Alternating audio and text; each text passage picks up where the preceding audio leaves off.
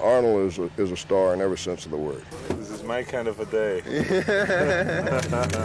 A star is not only to sell tickets, he's got to take command of the set and be a leader. We move. 5-meter spread. No sound.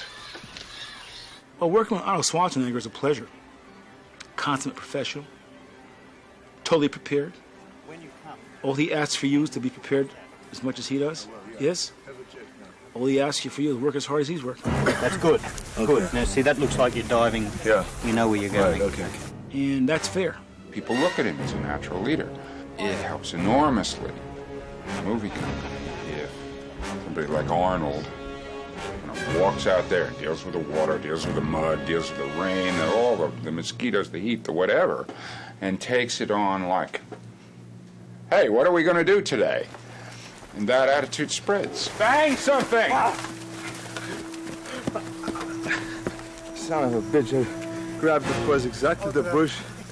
There's all the one you banged into had to be one of those? He always has a word for somebody. He always stops and pays attention and finds out what's going on around him with the people, even the peons and the lesser actors. Arnold is my favorite actor in the whole world. It is true. It is true. It is true. Das is correct. There are people who go right through a script and just make sure that every decent moment, every good line gets plucked out, and no matter who's got it, it winds up, his agents call up and say, that line, can that get moved? Arnold has never been like that. Arnold sponsors other people. Arnold tries to make the people around him look good and feel good. He's great that way.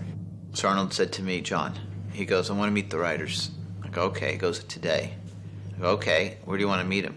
He goes, let's go to your house. I'll meet them in the steam room. Right? I says, that sounds like a good idea. So I called up the writers. And I said, Arnold wants to meet you today. You better bring your bathing suits or a towel. And we're sitting there in the steam room, Arnold and I, and the guys came in, and they had their yellow pads, and doodly they were taking notes in the steam room. Originally, we had envisioned a person who had an intense physicality, but was a little smaller in stature. But I think Arnold's worked out just fine. What's a little bit of something about who this guy is? Oh, he's like Joel Silva. He's like really ballsy. He's the top of the line. He's incredible.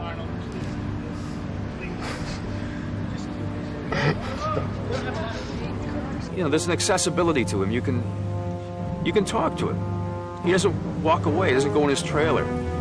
He offers you something to eat. I remember the Mexican guide that we had. He took his kids out pony riding one day. You think, this guy has gone through and known things I never will. And so you assume an intimidation factor. But in fact, it's not there with him. He's very open. He's very accessible. And he's a lot of fun. He sits there chomping a cigar. He tells jokes. Where's my stogie? Certainly, a lot of cigar smoking was put in the script because you could never find Arnold without a cigar in his hand anyway. John, do we do the getting up or about? Arnold, of course, had these giant stogies he's smoking. I, being the athlete that I am and the clean living person that I am, never in a million years would let tobacco touch my lips. Absolutely not. But I sat there in that chair getting a whiff of this great this aroma of this stogie. And Arnold eventually, golly, you want one? Sure, why not?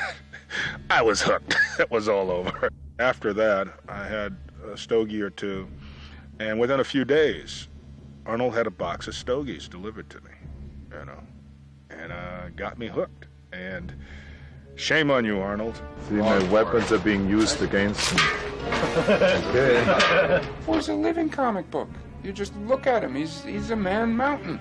The pages out of a well-inked strip, just poof, walking. There he is. He walks in the room. I enjoy working with Arnold and Joel because it's really a family.